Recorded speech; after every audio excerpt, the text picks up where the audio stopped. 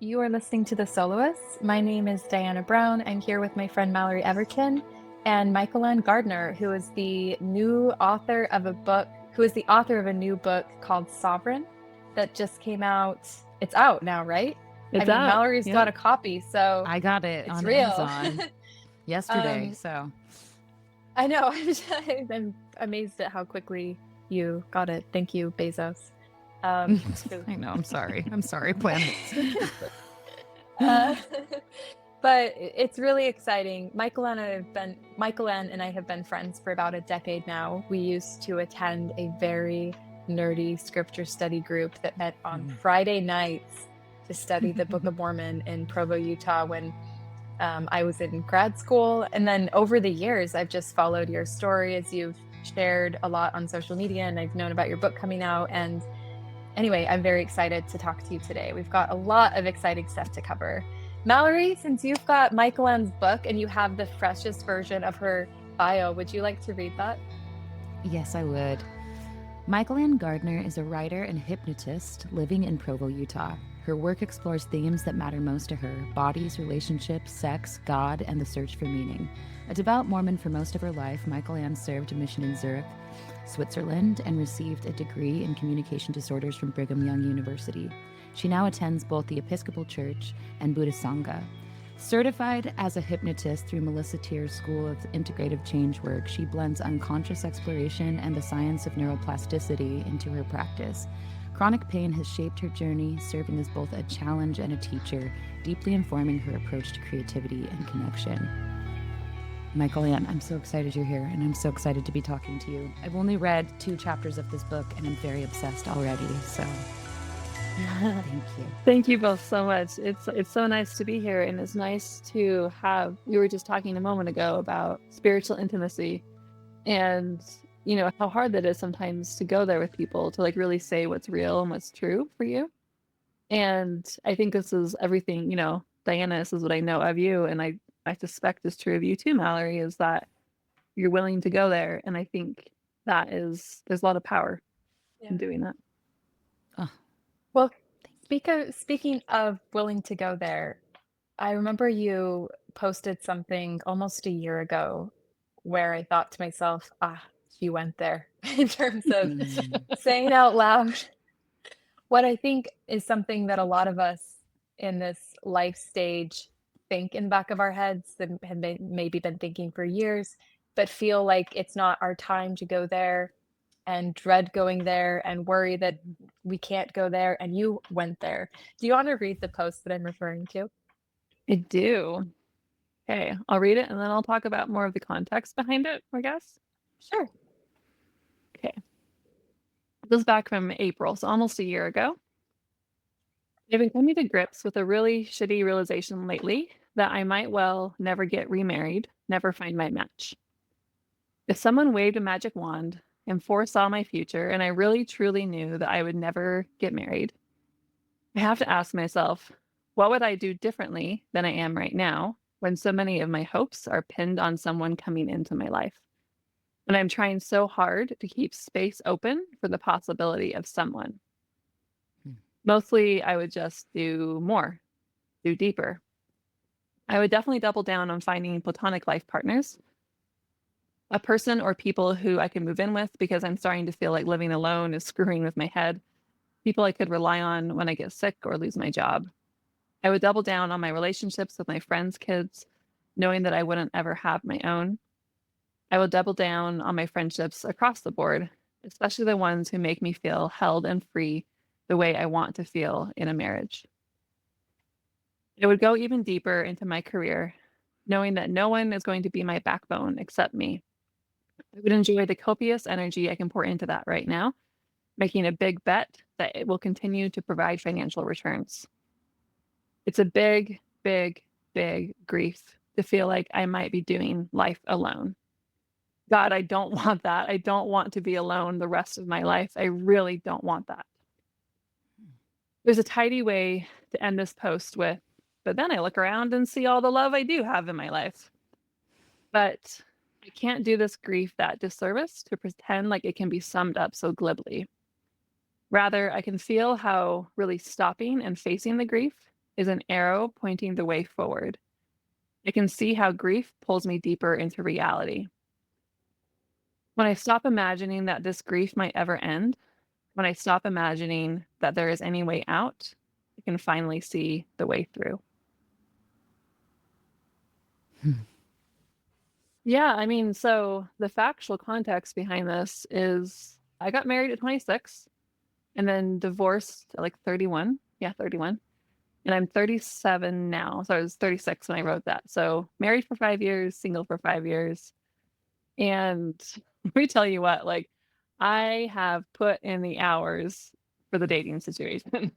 I mean, I think a lot of us have, but like, there was times in like those last 5 years where I was going on, 3 dates a week, kind of a thing, for years on end. I had like one longer term relationship. It was like 9 months.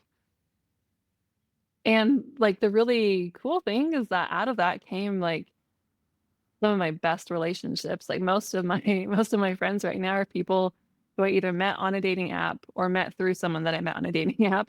And it's really formed my whole life and formed my whole social circle. But for whatever reason, it's just not taking. Like I'm just not I haven't found like the person, you know? Nothing stuck to the pan. Nothing stuck to the pan. And I don't know. I have theories and thoughts about that.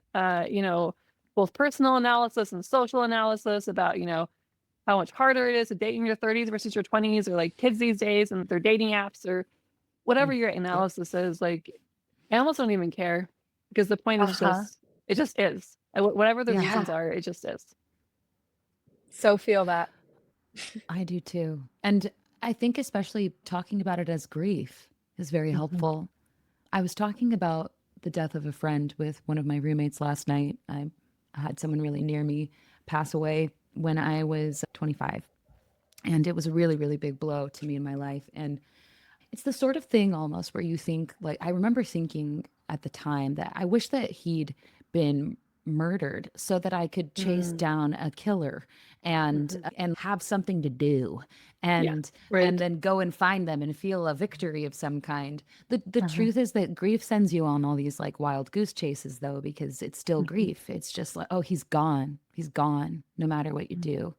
And it doesn't matter if I figured out why I'm alone. It doesn't matter if I like come, I fit in fact, I even have someone to blame. I have It's someone my mom, who traumatized it's my dad, me. it's Yes, my, exactly. Yeah, right. It doesn't actually help. Like, I actually don't even know if it helps at all with the work of actually dealing with the grief, with what you were just saying. It is what it is. It is that period. It's just, this is how it is. So the state of the world, how I could be a better dater, how I could be a better conversationalist, whether or not I have issues that are just completely beyond repair. Does it help with the grief? I'm going to argue no. I don't even know if it touches it at all. It's like it's made of a different substance entirely. Yeah, it feels like it kicks the can down the road. There's always more analysis that can be done. And I think, I think there's a place for that. We've all probably, been listening to somebody talk and being like, I have no idea what to do. And had the impulse to be like, I have an idea for you. Sorry, that's really rude. Maybe listen more. Sorry, that's really rude. I'm sure people feel that towards me. Whatever. For my family, it's always like, move back to Utah. But even that is a great point. Like, I have friends who have gone that route, and it doesn't always work. In fact, I would say the majority of the times it doesn't. I don't know at some point, the point is you could always do more analysis. The world has changed. It did used to be easier for people to find partners, presumably because our marriage rates are dropping, right? And so something has changed. There is something worth analyzing, and yet time is passing, and we have to decide what to do with our time and our days. And that, to me, is what this grief question is about, is that, like, when you keep analyzing and thinking that you can solve this, you're trying to get life on the right set of terms so you can live it. And at some point, it feels like what you're trying to do, Michaelann, what you're modeling and documenting here is that point where you say, I just want to live life on the terms that I have. Yeah. How do I do that? And yeah, that's Well, what it and I speaks to me. think being in touch with reality is really important to me. And like what I mean by that is like I think lots of people do this, but I find my own proclivity to cast my head into the future, right? Like, oh, like I can dream up this perfect husband, right? Or whatever, or like how great things will be like when I have that. But what is actually tangibly here right in this moment for me? And here's one thing to be in touch with the reality is that some of the most dysfunctional people got married and are married. And so clearly, like having your crap together is not prerequisite for having a life partner, like Right. obviously. But what does seem also very true to me is that nobody gets to live my life except for me. Um and I feel a high level of agency about myself and my life. And I feel a high level of agency. I think I think the way that I see it a lot is that the work I have to do to figure out how to be in relationships with people, how to be happy, how to like my job well enough to keep going to work, like how to make dinner and plan my 401k and like all of that work is actually exactly the same as it would be if I had a partner. Like in Mm. some ways, like nothing about the actual essence of being a person and what I need to do changes, which then makes me spiral out because like, why do I even want to be married? I don't have a good Yeah. answer for that other than just that I want to. And so maybe that's fine. But Hmm. I can do the work. I can do the work here. I can do it anywhere. Yeah. Is it okay if I read a follow-up post to the Mhm. first one just to kind Yes. of bring it full circle in terms of Mhm. how deeply you're grappling with this? So this was from last week, February 26th. You wrote, the day my debut book was published was the same day I met with a fertility doctor to take the first steps towards becoming a mother. I'm doing this alone, which is to say, without a husband. I sit in the lobby and I watch the couples come in and out. My heart clutches itself in my chest with envy, deep, sonorous, heart cracking envy that I am not a part of a couple, that there is not someone who I have been lying next to for years planning to do this together. That said, I didn't expect couples coming to a fertility clinic together to be so aromantic, unaffectionate. A couple exits the lobby, not exactly together, the husband a few feet ahead, the wife trailing behind. Across from me, a wife scrolls her phone while her husband holds one of the kids, and the other roams, ignoring them both. None of them even turn their faces towards each other. If I were here with someone, I would clutch them like a life raft. The day I published my debut book was a cold and normal February. I lived a life much like these couples. I smiled at my coworkers if I had to, avoided eye contact at the grocery checkout, spent most of the day on my phone, was tired, was conversationless. I wrote a book because I was tired of waiting for my life to show up for me. I decided to have a baby because I was tired of waiting for a husband to show up for me. Maybe I can Yeah. share a little bit more about the story, the threads between those two because I think they're important.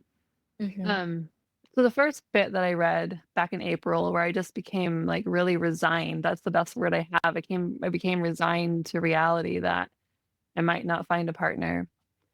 My mom, my mom is she's so funny, she's so crazy. She's been saying for like years that I should just go find a sperm donor and just do it myself. And my mom like has a habit of having these like banana pants ideas and I usually just I'm like, "Mom, stop it. That's not what I want. It's not that simple, right?" And so she keeps saying it. She's got this bee in her bonnet about it. And kind of the summer progressed and it just became like more and more clear to me like I wasn't for the first time I wasn't dating really. Like I still went on a couple dates here and there. They ended really poorly. Like more poorly than normal. And by October, I just like had this wave again of like being resigned. And that word resigned seems like sadder than I mean it. I don't have a good word for it, but it's just like acceptance, right? It's just like Acceptance. full Yeah. acceptance. Like I'm just here and this is what I have. And I was in that headspace, and I was just like, I mean, it was like this like open canvas, you know? Like I'm just here and it's anything. And then my mom said it again, the way that she just has been saying it. And for some reason, this time when she said it, I was like, yeah, I'm gonna do that. I'm gonna go Yeah. find a sperm donor. Yeah. Yeah. And I don't know why it like landed. I mean, you know, we're gonna use like biblical imagery here, right? I mean, it was like the seed's been being cast out for all these years, and suddenly it's on fertile soil instead of rocky soil for the first time. From a place, I think, of like deep softness, perhaps, you know, in my own heart. Yeah, I mean, I feel like I'm like bursting with thoughts because I can't. I think we could talk about all kinds of things, but one of the things I'm really moved by as I listen to that second post and as I listen to you talk is that there's this you can wait or create kind of thing. Like your book's called Sovereign, and building sovereignty almost seems like you get to a point where you realize that you might need to show up in your life in a way that is more painful and more active than you ever realized. And that the thing that makes you most capable of doing that is a very, very broken heart. Like Yes. Right. being shattered, possibly being annihilated. And Right. it makes you capable of actually taking up creator mode, you know, Right. like starting to Right. build the video game that you're living inside. Right. Right. Yeah, there's something deeply profound there and even Christological to me, right? Like just in the image of Christ, like just, you know, like full broken heart in order to create, like that's it. That's life, right? That's all that life is just like breaking, like having your heart broken. And I think the thing that's interesting to me about my life is that I've had most of the time to choose to break my own heart. Like in the book, I talk about a lot of the choices that I made to break my own heart. And even in this situation, like, you know, there's a way in which choosing to do the single mother thing, it feels like agentic, I'm acting, but it also feels like, in a way, I'm cutting myself off from something, right? Like I'm cutting myself off from whatever dream or fantasy I thought I could have. And I'm choosing that. I'm choosing to like cut that off. And people tell me like, well, you can still meet someone and whatever. Like, fine, you know, I get it. But like, there is an element here of choosing that.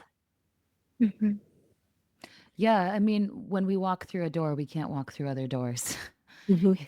It's one of the griefs of getting older. And I think in your book, you do such a good job of talking about, I think it's in chapter 4, you're talking about how you loved prayer and that you had this very active relationship with God where you would get very specific impressions about what to do each day, that you wanted to help people and keep your eye on who you might be missing.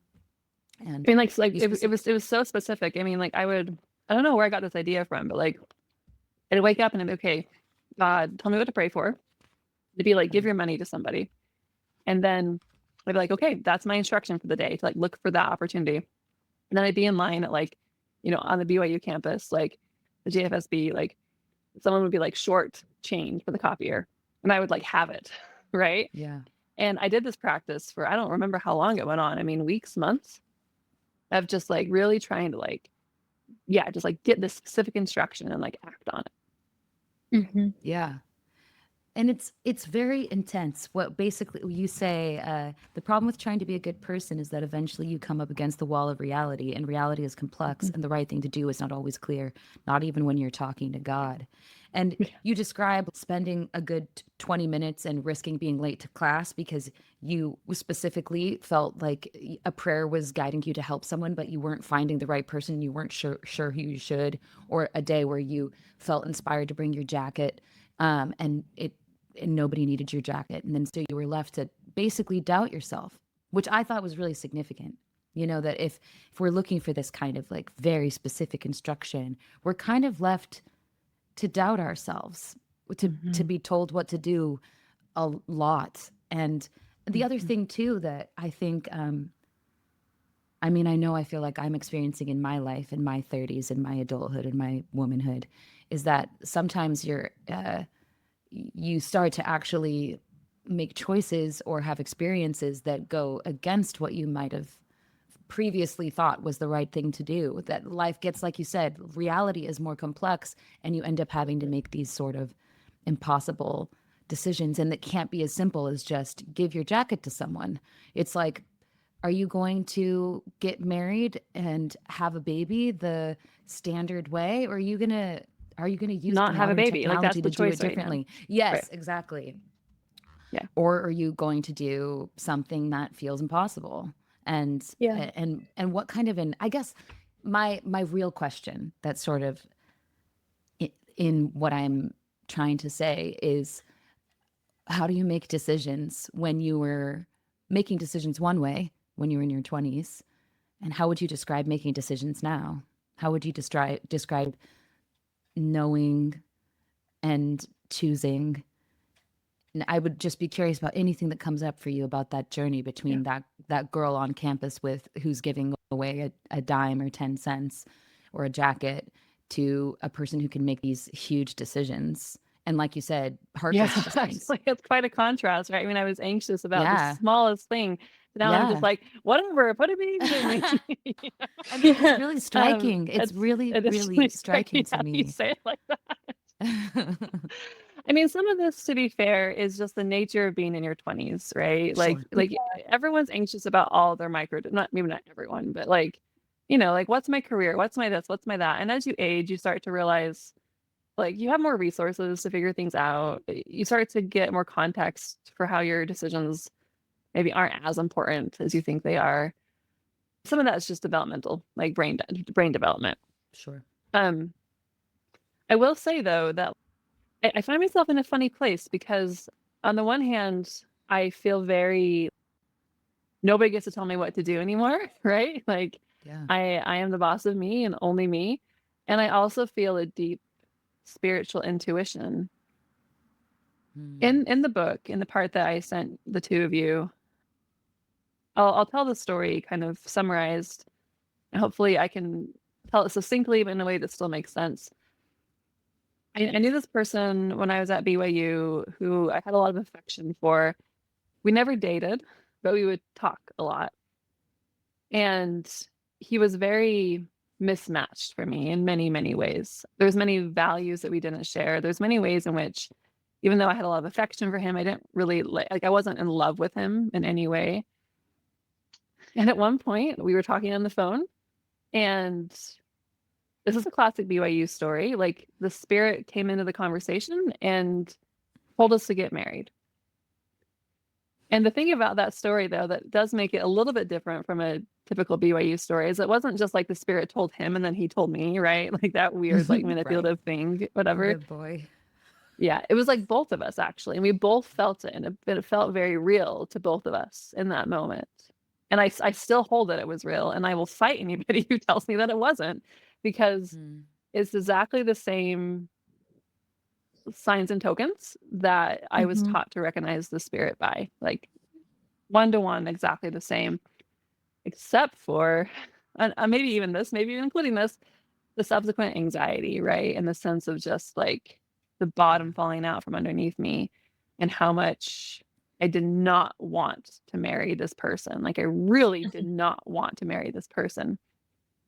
And it became a very difficult struggle from that headspace, that belief system, to buck that, right? To say to the same spirit that had told me to come to BYU, that had told me to go on a mission, that same spirit to be like, nope, like middle finger to you, I'm not doing what you want. I think actually like one of the deepest traumas of my life was that moment when I really just said like, I know what I'm supposed to do when I have this specific feeling, and I'm not going to do it. And I think if anyone ever wants to like write a biography about me, you can't tell my life story without telling this one, because it was a moment when everything just broke apart in the worst and the best way. And I became very suspicious of God. I became very suspicious of feeling as a source of truth. Yeah. And what again is so interesting though, is to couple that with even in that moment, like it felt like Abraham and Isaac, right? Like it felt like God saying, I need you to kill your only son, right? But in this case, I'm Abraham and I'm like, nope, I'm not gonna do that. But I still remember like in the very moment, like right after I said no, what came after was this very different feeling. And it was different than the feeling of like, you need to give your money away, you need to pray about this, you need to like go on a mission, you need to da da da da. Da. It was a very like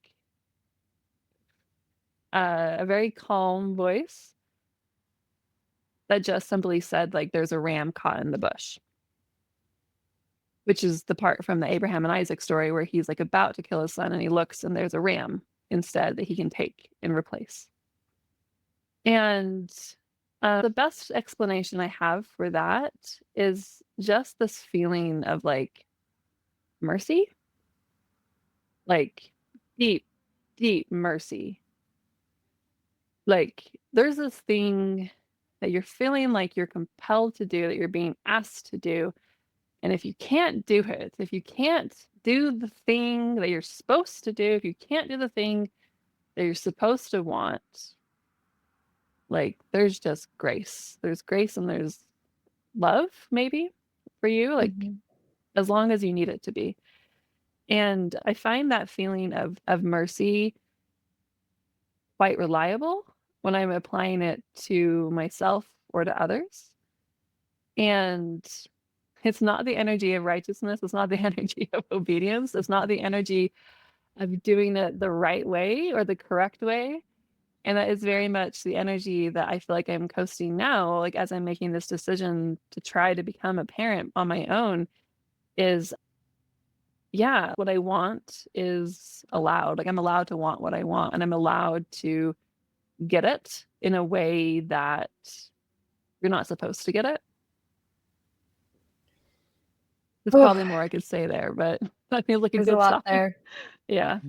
I don't know about you two, but I feel like we grew up in a period of the church, and I don't think that the church has always put its particular emphasis on this, but one that like asked us to constantly be scrutinizing our feelings for signs and divining Yes. things. Yes. And you're not the first person who I've said that they end up having like a toxic relationship with this concept of revelation because they're like, it's led me astray, or they're like, it just hurts too much, or it's like, I don't want to learn the answer. It's like sometimes doesn't tell you things you want to hear or whatever. And it's really interesting. I think where I'm at personally with this is that it's still a very like our moral intuition, and this isn't just like a obviously in the church we were taught about the gift of the Holy Ghost and that, but then outside of that, there's a light of Christ, and like everybody relates to like a sense of like listen to yourself, moral intuition, and yet if there's something about like if you're staring at something too long, people talk about the water will never boil if you're just watching it continually, right? There's something where like if you are watching something because you need an answer so badly, you can almost I feel like we end up like sometimes hallucinating in that space, projecting into it, getting deeply confused. And we were all pretty much told to do that, right? Like listen to the spirit and it will never lead you astray. And I think out of like an anxiety to do everything right, we just like we would watch our feelings so intensely. And I don't think the answer is that we don't want to watch our feelings anymore. It's just that like I think I don't know, something we need to hold it more lightly, or for me I've just learned that it needs to be intermixed with living. And and that it is okay actually to relax. Like I remember feeling this on my mission a lot when I would be like, I'm not actually sure if I'm okay enough to leave the house yet. Like I still feel like anxiety, and now I have to go talk to people, and just sometimes being like, yep, that's what living is. Sometimes you don't feel right and you have to keep going. And that was I also wanted to say too, I also had an experience similar to this about, Mhm. there was this guy shortly before my mission who started pursuing me aggressively, and to be honest, now I'm like, he was kind of inappropriate. He would just, like, show up places Yeah. where he Mm. knew I would be, and but he had a few qualities that I had told myself I was always looking for, Yes. and so I really felt like there was this kind of coherence of like, "Diana, you said Mhm. you were looking for somebody who read these books and who, like, Yep. knew Yep. what you were Right. talking about Yep. here. Now he's landed in Yep. your lap. You better." And I remember Yep. telling my mission president, because this guy would, like, write me on my mission. I was like, "I think I have to marry him, but I don't want to." I remember my mission president being like, "Then don't. You're Right. gonna want to." And, I was always like, "Well, easy for you to say." I just you know, it Mm. was, like, so hard for me to, the idea of doing something because you want to, that has just never felt allowed, and it definitely didn't for That's me then. exactly that's Um, exactly Yeah. and it's wild to me that because I had the same experience with bishops, they were like, "Well, if you don't want to marry this guy, like, then why are you even having this conversation?" They're like, I feel like I don't think that those dudes of that generation understand what it's like to not be allowed to want something. Like, I yeah. don't think they do. Well, to me, it strikes me as, like, people who are deep emotional feelers, Yeah. we respond to messages about listen to the spirit and discern your Mhm. feelings Mhm. differently than somebody who's got, like, a little more of a mellow, like, blunted emotional state. Because for them, Mhm. it's Yeah. like, "Oh, yeah, cool. Sounds good." Sorry, Yeah. I'm, like, talking in, like, unflattering stereotypes right now. But, like, for people who just, I think, have, Yes. like, deeper wells, I can keep going into a bottomless abyss. In Mhm. fact, Michaelann, I wrote down because I wanted to ask you, you said earlier in your introduction that you an observation that being alone was screwing with your head. Mhm. I have Mm. learned that for myself too. Mhm. I live alone as well. I have just learned for the sake of my health, I need to leave my house every day. I need to go to a grocery store, go to a CVS, go to a coffee shop, go to whatever, and say hi to a barista. Like, I need to, Right. like I need to, like, talk to another human to calibrate myself with reality because my disposition is such that I just have, like, bottomless wells that I can really get Yeah. buried in and spiral in, and I don't know if that's what you were referring to or whatever, but Well, anyway, no, I think yeah.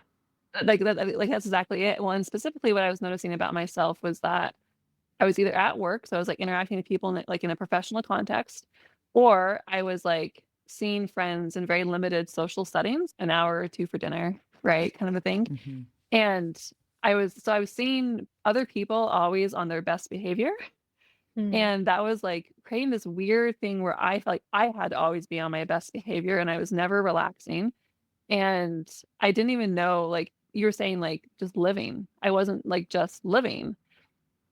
And I got really lucky, actually. I met someone through a dating app, like, the week after I broke up with my boyfriend, mm, and he's this, like, fantastic musician, and he, like, lives in this shared house with a bunch of other really cool bohemian people, and they're, like, really close to me, and I go over there, and I just, like, lay on the kitchen floor, and they, like, give me Mm. food, right? And it's a much more, like, familial context than I think single people have by default, and it keeps me in touch with, like, yeah, this is, like, what being a person actually is. It's not like, corporate Barbie, like, with my blazer being like, "Let me tell you, like, why you should give me money for my nonprofit project." Like, that's not real. yeah, Sure. Doesn't feel yeah, like living. Feels like Yeah. something mhm, else. Well, there's something really kind of disruptive and disturbing about the idea that our lives might look very, very different if Mm. we stopped holding Ryan? on, and that we would be Yeah. happier today because we would live differently and we would do things Mhm. differently and we would take care of ourselves differently. Mhm. And it does make you wonder too, like, are the two things truly at odds? I mhm, actually really don't know. Like, as we're talking about it, I'm thinking about myself and some of the changes I've made in my life that I avoided doing for a long time because I didn't think it was what, like, an adult would like, I have 4 roommates, and I love Yeah. it. I love it. Yeah. I live in LA, we live in a big house, we throw parties, we, like, cook dinner for each other sometimes, and we share each other's lives, and, some people might think that my community that I have here is keeping me from Right. dating, you know? Right. Um, but I also was so isolated and uh, unhappy when I didn't have this much community around me, when I only lived with one other person, and she and I had pretty different schedules, and there really wasn't like a ton of interaction there.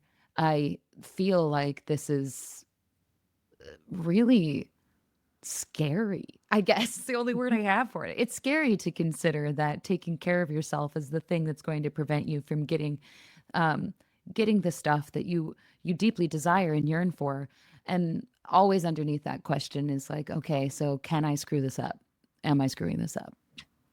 Do you have thoughts about whether or not we can? That's why I think like that, having that voice come back with like there's a ram caught in the bush, is so important for me and become the foundation. It's like, no, actually you can't. Like your desires like actually can't screw this up.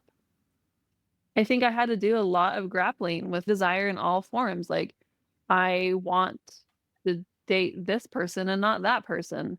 I have sexual desires. I want this kind of career and not that kind of career.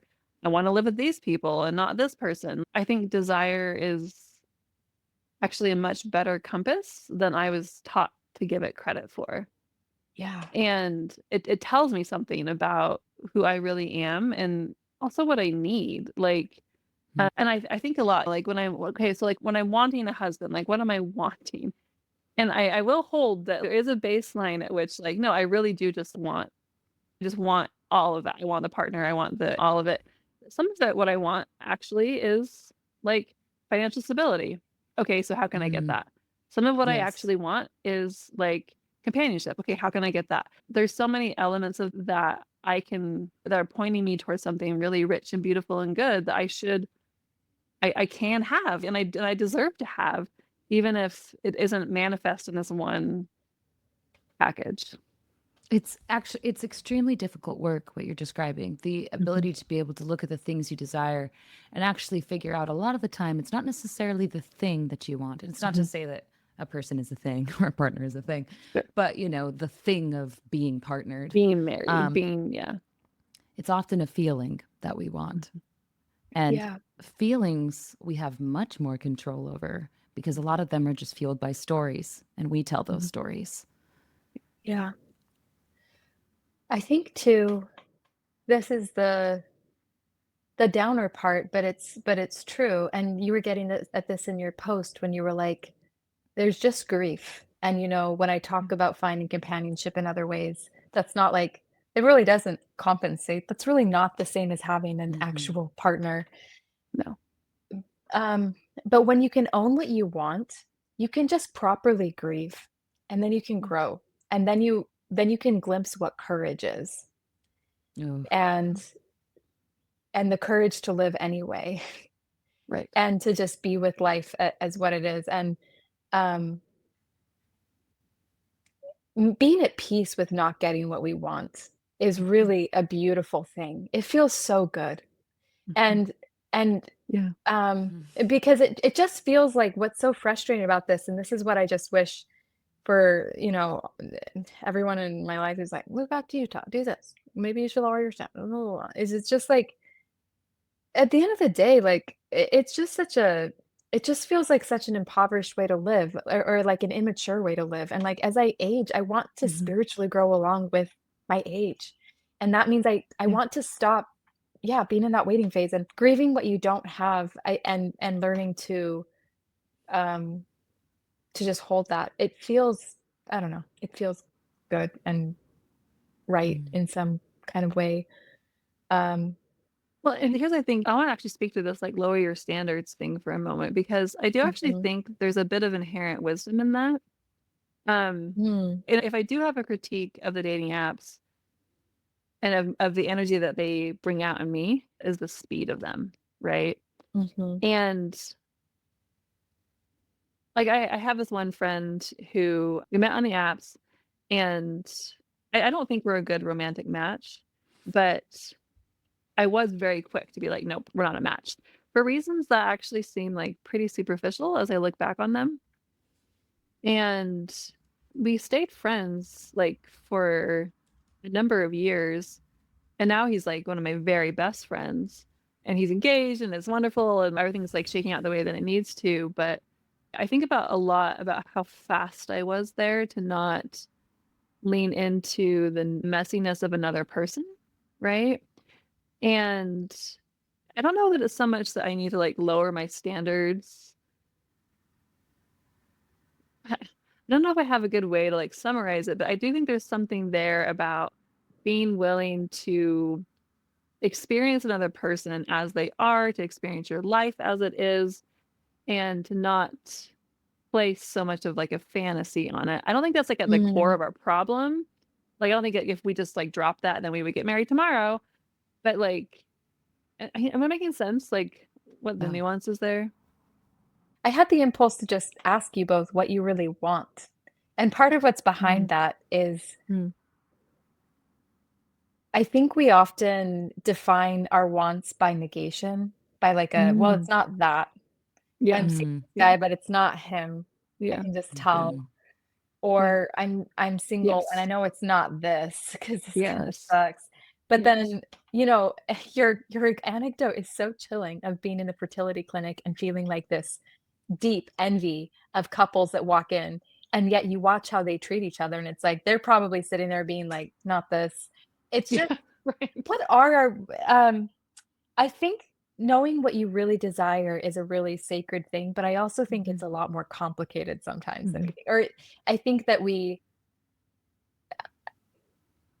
I think it's just very common to develop our wants by subtracting from what's By here. negation, that's great. Yeah. Yeah, by negation, and then also the fantasy piece is really strong too. Like, I'll never forget a time when it was during the pandemic, and I was, like, very depressed and open with my boss about it, and he, like, invited me over once, and we were both violinists, and so he was so sweet. So we were, like, playing this sad violin duet or whatever. Oh, It was really sweet. that's amazing. And afterwards, he was, like, trying to talk to me and just let me have space. Mm. And I remember him asking, like, "What do you really want? Like, what are you really hurting over?" And I remember being like, Mm. "I just wanna be married." And then right after, I was like, "What do I even mean by that? What does that Mm. even mean? All that means is not here. That Right. Yeah. I don't Right. have Anywhere anyone but here. here. I don't have Right. anybody that I wanna marry. I Right. just mean not Right. here. I don't wanna Right. be here Yes. right now." And Yes. marriage Yeah. means escape. Great. I Yes. think sometimes that's what the baby means too. And you know what? Yes. That's what we do as humans. We run from one thing to another, sometimes for clear-eyed reasons, sometimes for not. And so Yes. I don't think, we need to have some kind of purity complex about these things, but I recognize that in myself, that this, Yes. like, itch that I have for my life to change. I think it's sometimes about just having a sense of like, "Ugh, it can't be this, right?" Yeah, I still remember this like cute girl at BYU. She's a little bit younger than me, but she's like, I don't know. We had to like study for a math test or something, or like I was in one of my classes, and she was like, "I just want to get married and have babies. I don't have to deal with this." And I'm like, "Sweetheart, let me tell you, if you think getting married and having babies is gonna save you from math, like, oh boy, oh boy, oh boy." Math is gonna Yep. come for you, no matter Oh, what you yeah. do. It's like the Babadook. No I kidding. I think, oh, Diane, I feel this so deeply. Like if I could, like most of the things that I think, I remember when we talked to Father Patrick several months ago about Mhm. celibacy. One of the things he talked about was how he was postulating that modern hookup culture had a lot to do with people trying to fill a hole that only God could fill. Mhm. And honestly, I think I'm doing that and forgetting that every day for the most part when it Mhm. comes to what I want. Like, I want every experience. I want every experience and I don't want to miss anything. I want to go to every Mm. country and I want to be every Mhm. profession and I want to be Mhm. I want to be a young lover and I want to be like on a park bench with somebody and I want to have 5 Mhm. babies and I want to have no Yeah. babies. And I'm Yeah. like, this Yes. Mallory, look at this. It's Yes. impossible. It's a Yes. roiling, toiling cauldron Yes. of just like desire for everything, you know? It's I think on some level being able to see it for what it is actually so freeing. It's Yeah. horrifying too, because I'm just like, why all this hunger? Why this just like Yeah. insatiable Right. need for everything? And Yeah. there's so much fear there, and there's so much, yeah, just doubt and worry that my life will somehow just come up short. That, like, I just relate to what you were saying, that there are so many, like, an embarrassing number of times throughout the week when I think, yeah, this is the feeling that I'm really hoping I never feel again, when fill in Hmm. the blank happens with my Mhm. career or with my partner or with my family. You know, it's like, but I think that feeling will still be there no matter what. Yep. Yep. So there are The things feeling will I, still be there. And then what do you do with it? Like, then what do you do? And I am practicing every single day. So then what do you do? then what Yeah. do you do? Yeah. And and how lucky am I to get to practice that? Like, Yeah. I mean, when you ask what I want, like a big motive of what I want is I do have this instinct that there's a way in which a partner, is, I mean, it's a comfort. It's also a growth opportunity, Yeah. you know? So why not Yeah. just do it now? Yeah. Yeah. What else do you guys want if you just keep really meditating on that? I remember also during the pandemic, since I was working at Georgetown, which is a Jesuit university, and the Jesuits have all of these like different styles of like prayer and sort of a self-guided meditation or whatever. And one of them was this thing where you were supposed to pray over this question of like, what do I really want? And then you were Mm. supposed to like ask it of yourself again and again. And the point is that you usually have a surface thing. And I think my surface thing back then was like, I want to get married. And then I would like Right. ask another layer deeper, and it was something else. And it was something like that. I want change. And I remember something for me that I really want is I want to know that I'm the right age. I want to not feel like a child. Mm. I want to Mm. be like suited to the body and the time that I've had on earth. I want to make sure I've done good with it. I think that's a huge reason that I have for wanting to get married and have kids. Like just this, I want to know that I've not wasted this Yeah. Yeah. gift, you know? And then there's a layer deeper. And so every iteration of asking yourself that question, you learn new things. So anyway, I'm just curious what else comes up for you guys as you think about what it is that you really want. Yeah, I mean, let me try that out, right? If I even just start talking, right? I want a partner. Mhm.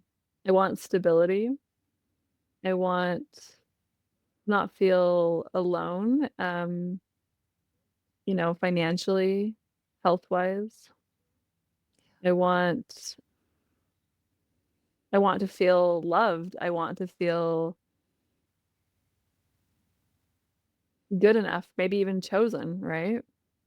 Yeah. I want to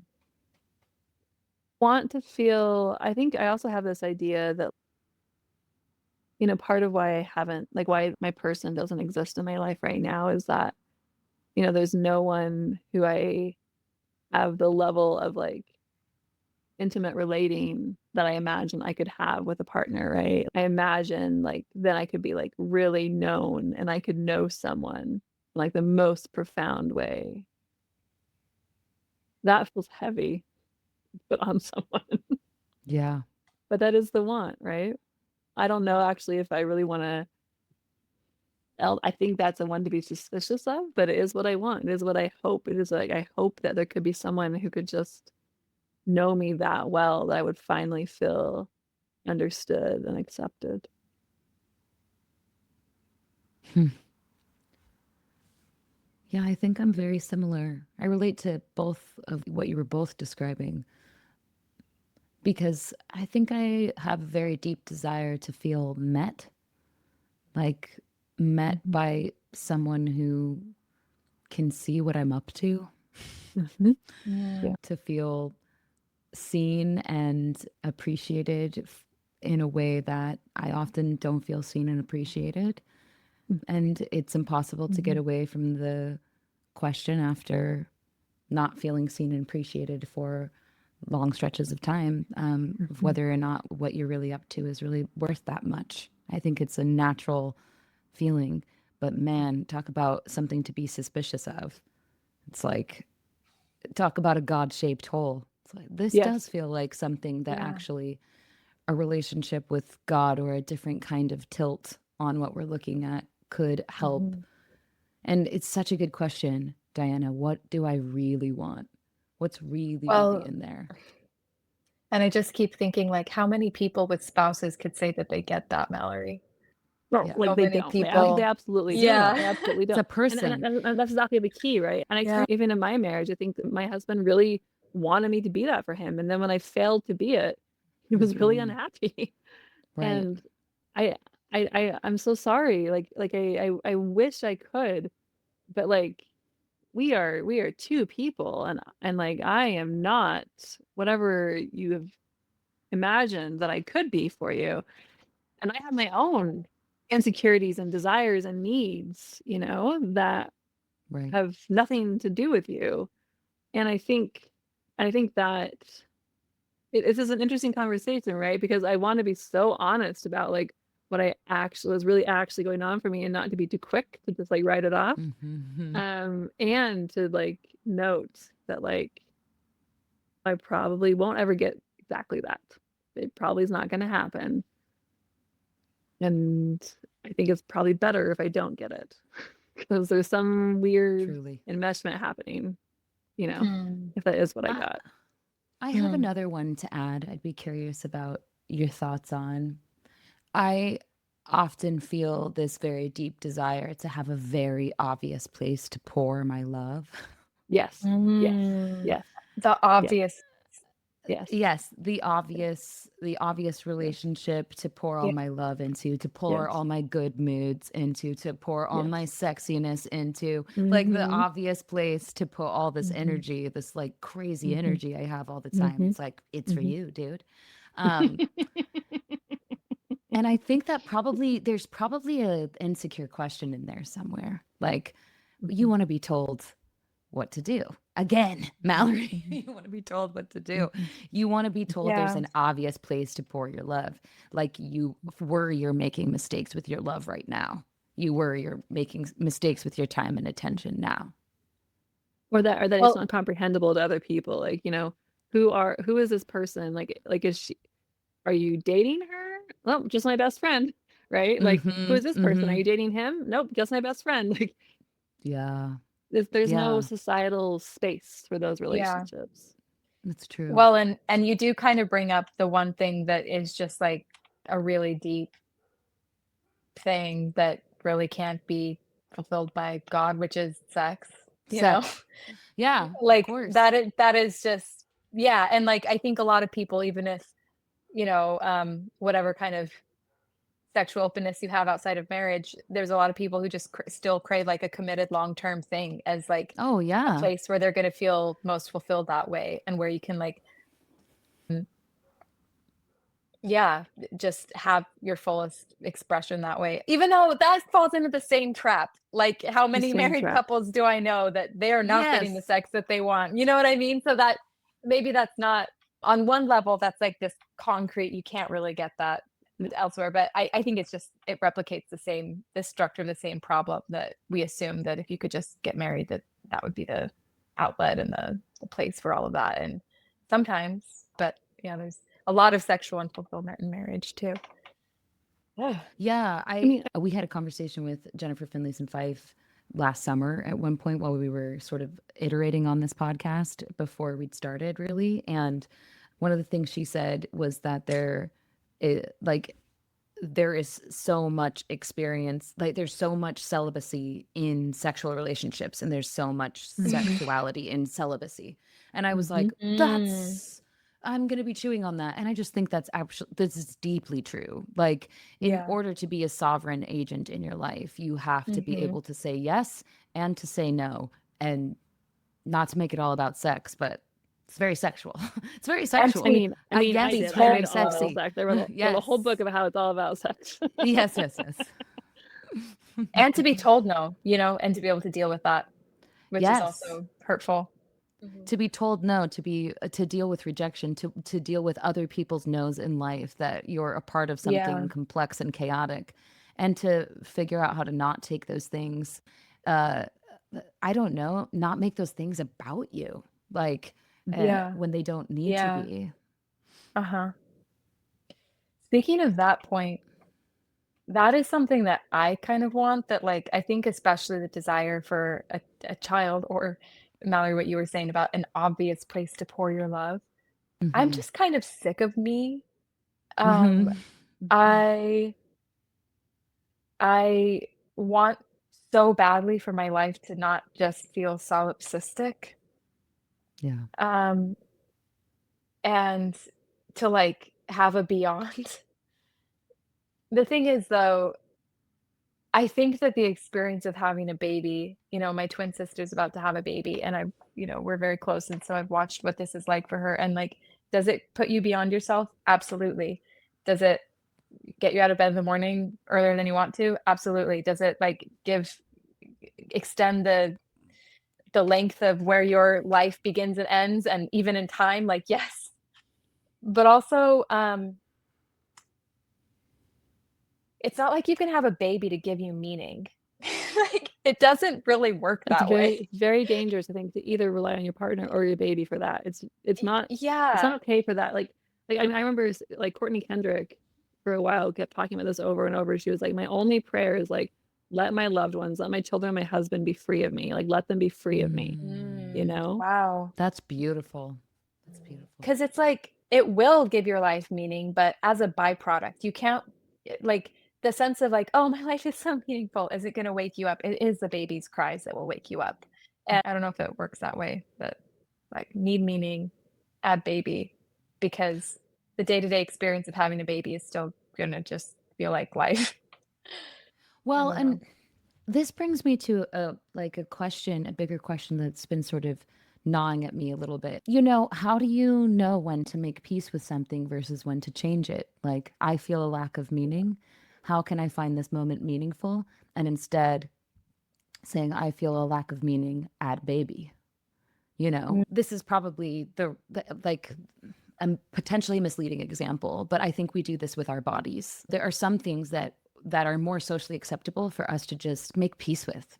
This is just the body I was born with, and there's some beautiful work in that.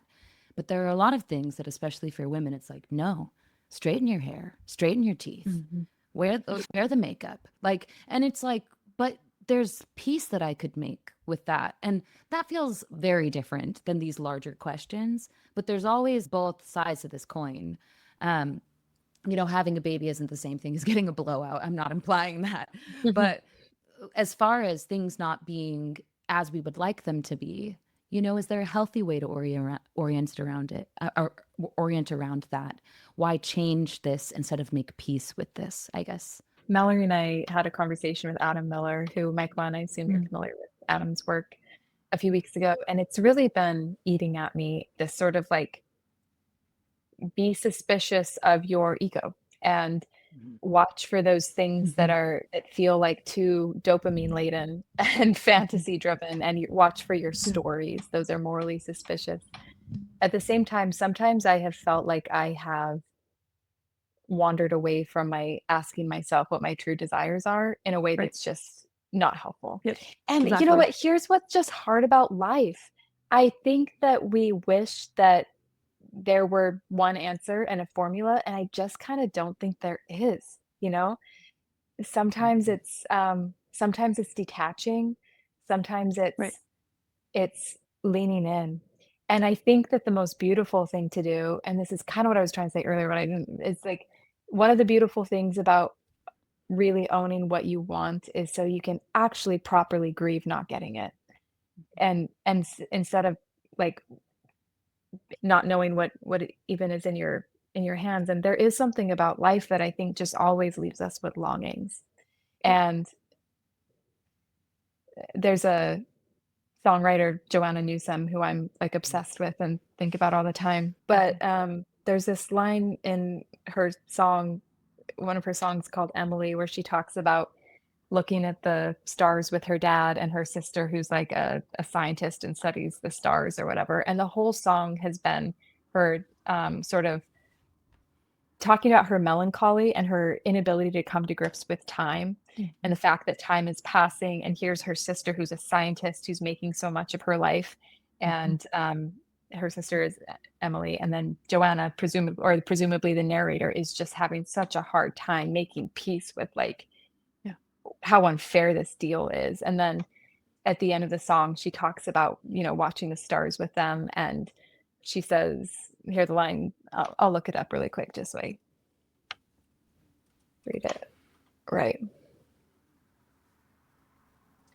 We could stand for a century, staring with our heads cocked in the broad daylight at this thing. Joy, landlocked in bodies that don't keep, dumbstruck with the sweetness of being till we don't be, told, take this and eat this.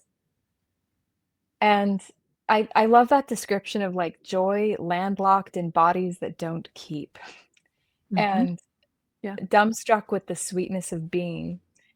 And then that part of like, she's realizing she's just told, take this and eat this. And that's just how it Right. is. We're bodies Right. that don't keep, and we have like longings and things that we want to experience that we Yeah. don't get. And we have like people we want to hang on to that we know are going to Yeah. die. In the same album, she's like mourning that she has a friend who dies, I think when she was a teenager or in her early 20s, and she's just reckoning with that. But there's something about the honesty of that's the kind of thing that life is. Yeah. And it's and that doesn't mean that we should detach from our desires, but it also doesn't mean that we get everything we want. And I don't know, there's some kind of sacred dance in just holding that, but I don't know that we get it any other way. Yeah. And yeah, I mean, to your point about ego, like, I think the ego is so tempting, and it's interesting when I start talking about desire and hunger. I get a lot of pushback on it. Like a lot of people really don't like it when I talk about like hunger as a compass or desire as a compass. And I think a lot of their critiques are valid. I mean, I'm even critiquing it in real time. We talk about being suspicious of this or that, right? And I want to be careful and cautious with that. And I acknowledge that in many ways, like, like you do have to teach a child in some ways how to eat, you know, uh, left to their own devices, they might just drink Sprite all day long. Maybe, I don't know. Um, but it is interesting to me. It is interesting to me how quick people are to push back on it. And I don't really know what that's about. Like I don't know why that feels like something that needs to be argued against so quickly before we just sit and think about the ways in which it's true. Mm. And it and maybe the most important thing is that everything has to be put in context. Hunger has to be put in a context. But again, it seems so fundamentally biologically factual. You get hungry, you gotta eat. And maybe Yeah. it's so factual that some people wonder why we're even bothering to say it. But I think it's worth saying. I think you're right. I think that, I mean, what I would think hearing that you get pushback about want and desire is that people feel on a very deep level that they don't know which parts of themselves to trust. I know that's what comes up for me. And the truth is that there's quite a bit about myself that I shouldn't trust. Like my thoughts are chaos and garbage so often. And I think most people are like that. So when you Yeah. talk about putting hunger into context, if the context is your thoughts, then sometimes it's completely incorrect. Like if you're like, I'm hungry and that's bad because of this and this that I learned as a kid, you know what I mean? Then you suddenly have anxiety and you have all this, you're spinning out into, I mean, talk about like, going crazy, living alone. It's like, we're all doing that in our heads all the time, It's, self-trust. Like I am going to be asking myself that question, what is the part of me that I can trust? Because I do think you can trust the neutral Right. hunger. Like you're saying, it must be said that you can trust your hunger. Yes. I think it's And also worth go ahead. you had We can trust things, and that doesn't mean we get everything we want or that things are always okay. And I think sometimes we're like, oh, I don't trust this anymore because, in our last conversation, we are talking with a woman who had a really strong impression she was supposed to marry this person, and then it was like not a pleasant experience, and then they get divorced. And I've known, lots of people in that situation, or at the very least, even if they stay together, it's like, oh, but this wasn't wedded bliss, Um, but maybe life isn't the sort of thing that to trust it. I guess sometimes what do we mean when we say we trust this part of ourselves or that part of ourselves? Are we judging that by the outcome and how Right. pleasant or easy or blissful it is? Yes, I think so. Maybe, yeah, and like maybe but we know that's not the point of Yeah. life, Right. And there's something about growth and depth and experience that is the point, maybe. And Well, and to keep using this food metaphor, like there's been lots of times when I'm hungry and I eat and I feel like worse afterwards, right? Whether that's from like just like I really probably need to be eating way less dairy in my life than I do. And I eat just that feeling of like bloated or like that wasn't quite the right thing, or I like there was way too much sugar and now I'm on a sugar high and like I'm crashing and it feels so bad, right? I mean, it's not like the result of following your hunger is always like just great, you know? It's a cultivated thing for sure, like figuring out what this sensation means or that sensation means. If we're talking about intuitive eating as a metaphor, there's lots of jokes that like my body intuitively just wants chips. And you do have to cultivate, I think, a little bit of, what this or that means. But there is like a weird, and this is part of that nuance is like, okay, so and Mallory, you're even saying your thoughts are a mess, but your thoughts also aren't a mess a lot of the time. We're having a very rational conversation right now, and you're making like beautiful decisions about your life, and you're making them very rationally, and you're using like your executive function to do that. And um and so when we place all these things side by side, I guess I never want to override someone else's expectations, like override my own desire with someone else's expectations, whether that is, feeling like God wants me to do this or society wants me to do this. I want them to have equal heft and equal weight, not necessarily default to one part of me being a problem, like whether that's thoughts or hunger or whatever, like each of them has a place at the table, like the council of me, right? Yeah. Like, hearken, stomach, what sayest thou, right? Like, brain, what sayest thou? And let us all counsel together and come to something. I think that's such a worthwhile point. And there's something very delicious about the idea of trusting it completely. If you were to trust all these parts of yourselves completely, if you were to trust that, I loved your point, Diana, about are we just distrusting our choices because or just are we just regretting our trust because of the outcome was not what we expected, because the circumstances are so uncomfortable? And if we understand that that is actually just part of life, regardless of whether you make all the best decisions that all the experts approve of, and then you just trust that my hunger and my desires and the relationship that I'm having with them, the conversation I'm having with my counsel, is actually taking me where I need to go, that there's a sort of internal map that's being followed as I am actually bearing out, this is what I really want. You may want it for reasons that you discover are not as founded as you thought before, but how else will you learn that? And You can't isn't other that than by holy? action. Yeah. yeah, Yeah. That we don't need to be afraid. There's so many fear nots in the Bible. I keep thinking about that.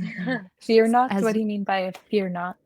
fear not. Like don't Oh, fear. oh, fear Like, not. I thought you meant KNOT. I was like, that's cool. That sounds like a fear new not. Mallory Yeah, right? theology term. My theology is that I draw little knots all over on my page. Like, that's a fear knot. I don't like this chapter. No. Yeah. No, there are so many fear knots and fear not little flocks. And I just was so, I teared up when you were talking about how in the grand scheme of things, your decision to have a child is actually quite small.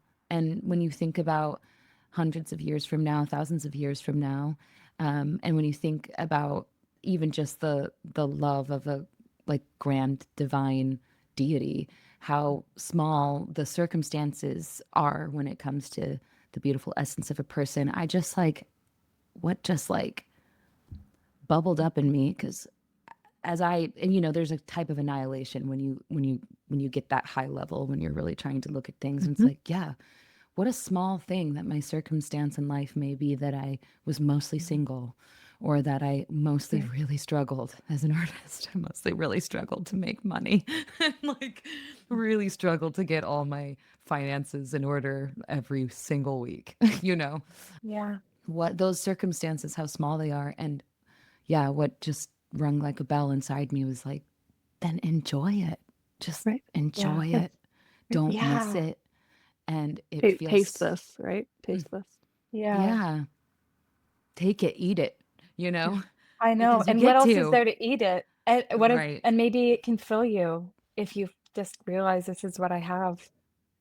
Um, yeah, I hadn't realized that, but that feels like a communion piece that she's drawing from in the Yeah. song. Well, and Um, I think what I love about communion actually in that those exact words like take, eat. Hmm. I mean, like again, going back to Christology, like so I attend the Episcopal Church and we do Eucharist Mass most Sundays.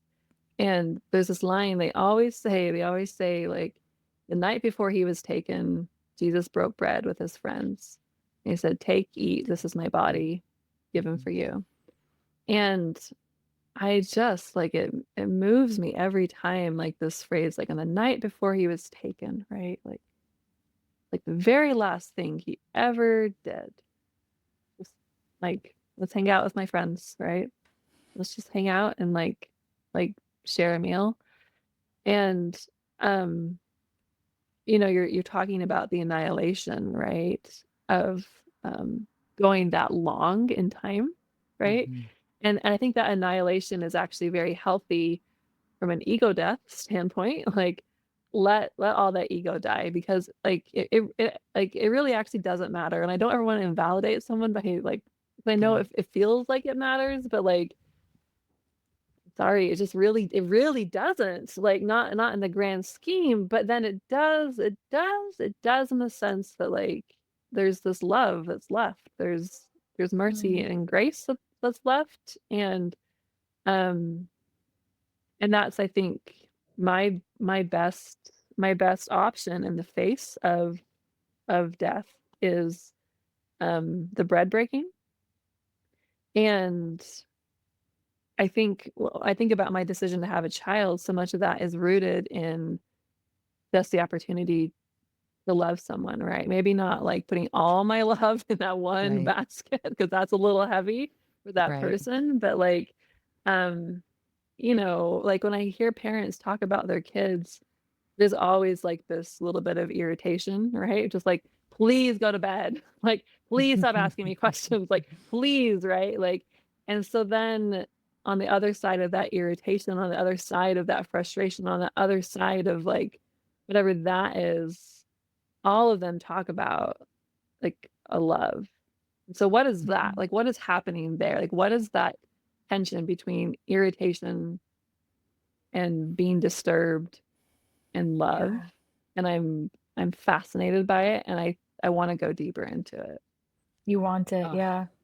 I hear that completely. I mean, I think there's something so, the way I always think about it is that if you bring death into the room, it kind of changes everything. Mhm. Like, Mhm. we're all obsessed with what people say on their deathbeds and how different the Mhm. world looks from Mhm. a person Mhm. who has a very short time ahead of them. Mhm. And it's palpable and Mhm. immediate, Mhm. which also means Mhm. there's something within us always that is Mhm. capable of saying, what a gift. Ask me Yeah. again for a cup of water, little 9-year-old girl. I know Yeah. that you're coming out for the 12th time and I'm trying to get something done, but this Mhm. tastes so good because I'm Mhm. alive. I was thinking the Mhm. other day about, I have this like running list, it's not Mhm. very long yet, of all the things that make me feel alive that are unpleasant. like Yeah. Right. That's peeling beautiful. wet jeans off your body. I'm like, yeah, but What an I'm amazing list, so Mallory. alive. You know what I mean? Yeah. Just getting soaked by the rain in general. Oh I my got gosh. I got soaked Yes. coming back from a yoga class, and I was like, good thing I was already sweaty, and I just opened up my yoga mat because it kind of needed a rinse anyway, and I put it over my head, and it was like pouring. And Yeah. I was like, Yes. you felt alive though. Same with Yeah. being very cold, that feeling of your nose Oh, being always wet and like always this like wet little stone on like the tip of your face and you can't get rid of it. Or just how cold like just feels like white hot sometimes. It's like, yeah. this is what I'm saying though. It's like, are we annoyed? Is that really what's going on? Like, or is there some Mm. part of us that's loving it? I Can mean, we tap heartbreak into is it? similar too, right? I Right. never feel more alive than when I'm Oh, yeah. heartbroken. I love, Oh, like, strolling the streets at night feeling, like, just crushed, right? Like, it's, like, the why do best we love that Yeah. so much? I think because you're wide open. It's like you Mhm. suddenly can swallow Mhm. the whole sky. You get, you know, because you're just like splayed. And we Yeah. love that feeling for some reason. I It's, think I mean, that's there's probably a lot of reasons, but that's one that comes to mind. I think that's something again that I love about that Joanna Newsom song is because the whole piece she's pinned herself as the melancholic sister and the one who's like kind of despairing and can't enter life. And at the end, you kind of get her confession, which is that she's dumbstruck at the sweetness of being. Mhm. And I think that sometimes like capacity for despair and joy are like they're flip sides of the coin. And we don't always recognize the joy and the longing and the sort of lust for being alive that that forms the cavern of despair. And there's something about it that Yeah. they're very similar. Yeah. Can I Um, can I read you guys a poem yeah. Please. that my friend shared with me the other day? It's a Rilke poem I hadn't heard before. Have you read the poem Onto a Vast Plain by any chance? Do you know what I'm talking about? I don't think I read it. I'm going to read it to you just because it just feels like it fits so well with this discussion and this conversation. And Diana, you can cut it, but I just want both of you to have this No, go for today. it. Mm. It's called Onto a Vast Plain. You are not surprised at the force of the storm. You have seen it growing. The trees flee. Their flight sets the boulevard streaming, and you know he whom they flee is the one you move toward. All your senses sing him as you stand at the window. The week stood still in summer, the tree's blood rose. Now you feel it wants to sink back into the source of everything. You thought you could trust that power when you plucked the fruit. Now it becomes a riddle again, and you again a stranger. Summer was like your house. You knew where each thing stood. Now you must go out into your heart onto a vast plain. Now the immense loneliness begins. The days go numb. The wind sucks the world from your senses like withered leaves. Through the empty branches, the sky remains. It is what you have. Be earth now, and even song. Be the ground lying under the sky. Be modest now, like a thing ripened until it is real, so that he who began it all can feel you when he reaches for you. Oh, beautiful. Thank you, Mallory. And will you You're send that? welcome. Yeah, I'll send it to you. It's there's so many parts of it that really stick with me. You thought that you could trust that power when you plucked the fruit. Now you thought that you could trust that power when you plucked the fruit. Now it becomes a riddle again, and you become a Yeah. stranger. Wow. And then at the end too, when it's just like you've got nothing left. Be earth, Yeah. be the ground, Yeah. be modest, like a thing ripening, so that he can pluck you again. That you're the fruit. I mean, it's like I read it every day.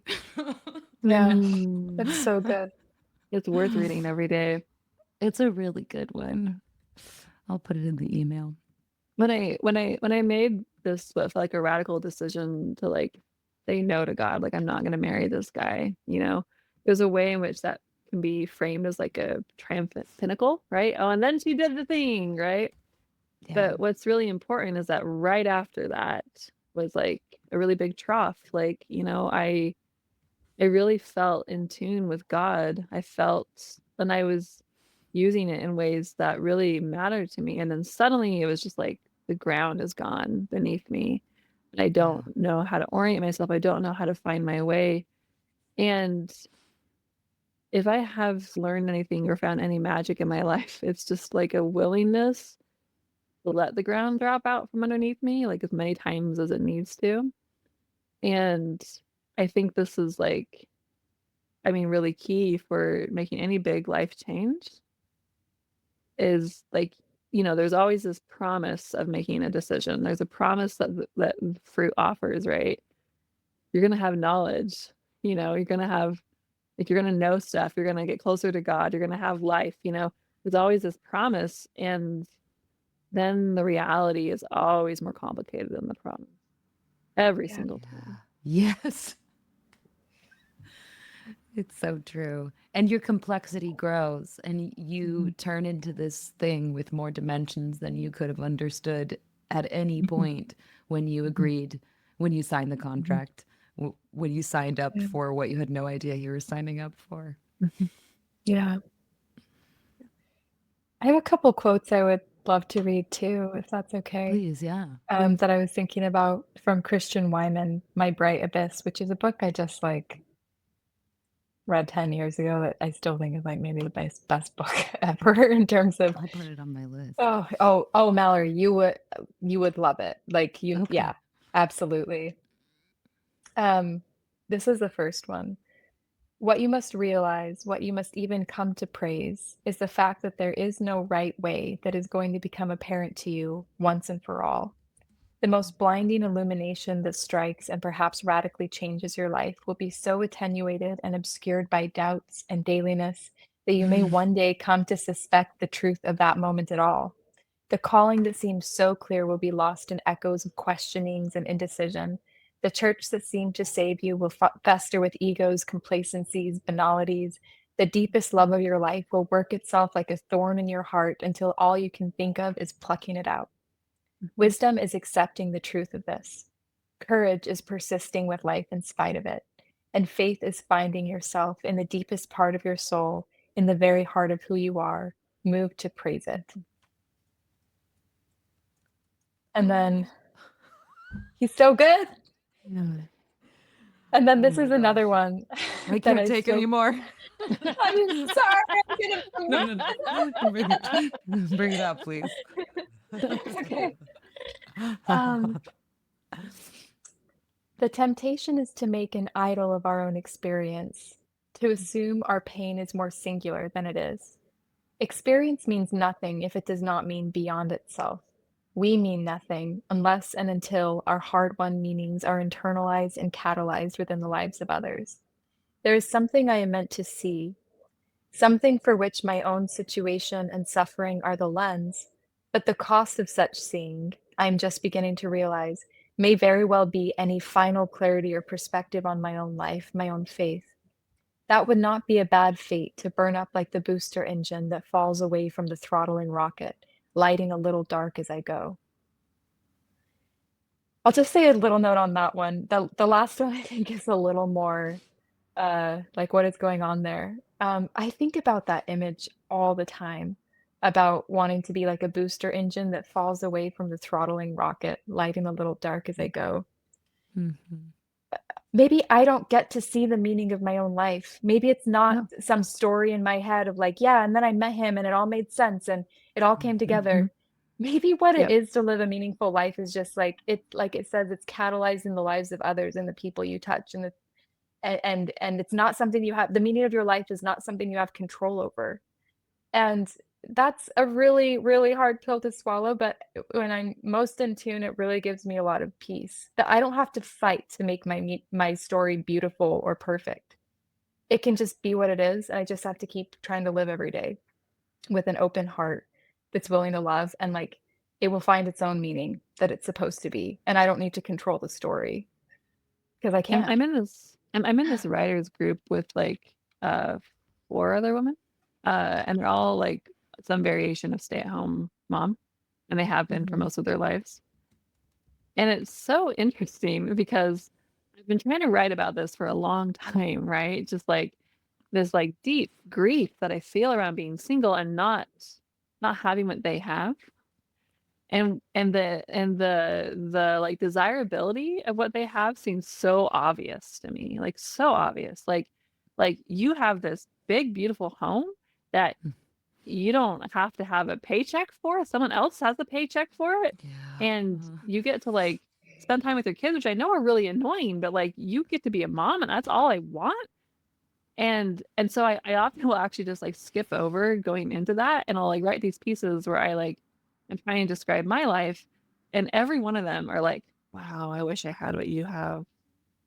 And like, and I think my pieces come off a little bit like I'm gloating. And I'm like, oh my gosh, like, no, like I'm not gloating. Like I'm trying to like showcase what's beautiful about my life, but like it feels so obvious to me that yours is, I don't know if I might even dare say better. I don't, that feels a little bit not quite true, but like, obvious. And it's not. And I think it's just interesting to me how much we want to swap lives. Like we just want to swap lives, but you can't by definition. Like I will never know what it's like to have married someone and known them through my whole developmental 20s, and they will never know what it's like to have had a career for 13 years. Like Right. like it's just it's not possible to switch lives.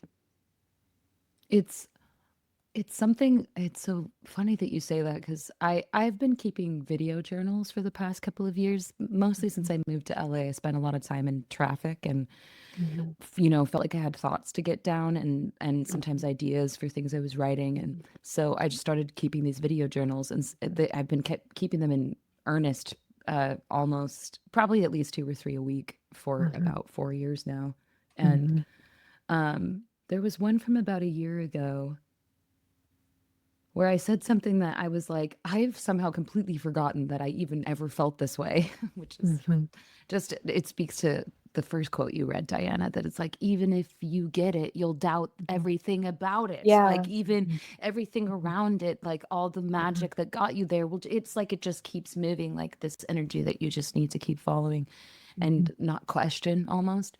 But I was talking about how as I'm getting older, I'm starting to be less interested in having the life someone else has, and I'm more interested in having more of my own life.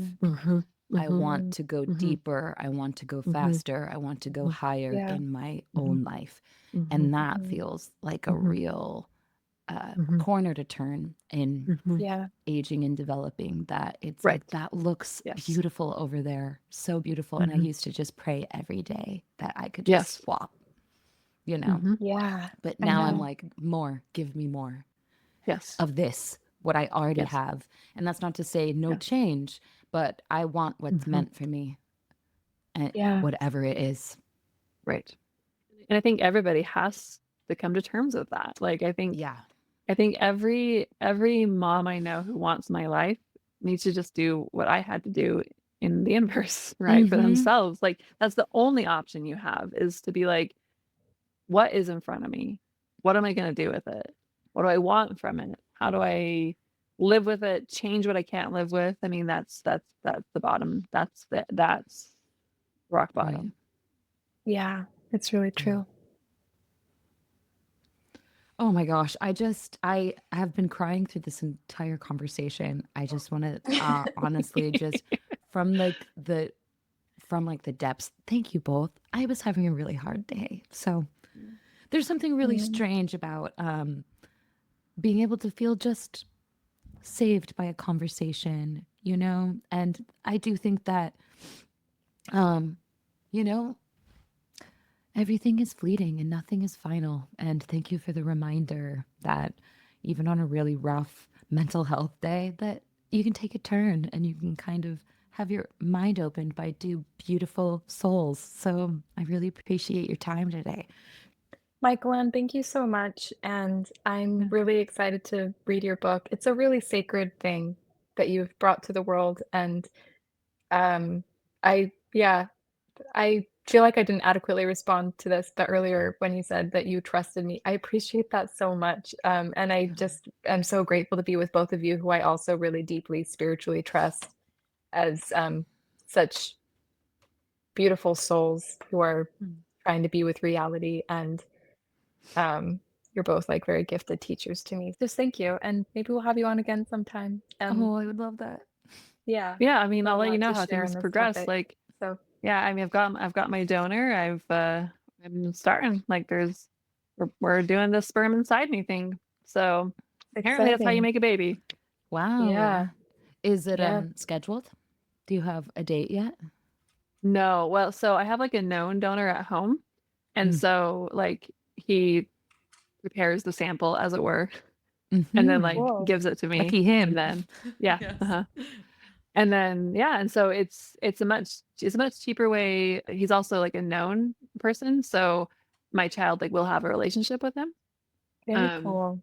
yeah, which I'm excited about, and it also allows for a lot of like the stakes are a lot less high than if I'm like purchasing sperm, because then you just have like your minimal shot to get it or not. I feel really good actually about this method. I think I think it's really the right move. Very Oh, cool. I'm Yeah. so I'm excited excited to, yeah. Yeah. All right. Well, we'll be in touch. And I love you both so much. Just thank you for tonight. This was really good. Or this afternoon. It's tonight for me. But okay. Thank you. All right. Talk See you guys soon. later. Have a good rest of your Bye. weekend. We'll talk soon. Thank you for listening, everyone. If you would like to continue the conversation with us, we invite you to subscribe to our Substack. You can find us at thesoloist.substack.com. That will allow you to get an email in your inbox every time we release a new episode, and you can click just directly on the links to the readings and the things that we're watching, reading, and thinking about. It also allows for easy two-way conversation with us. Hearing from you all is honestly the best part. No matter how cliche it is, I know every podcast says that, but it's really true. So please subscribe, and we'll talk to you soon.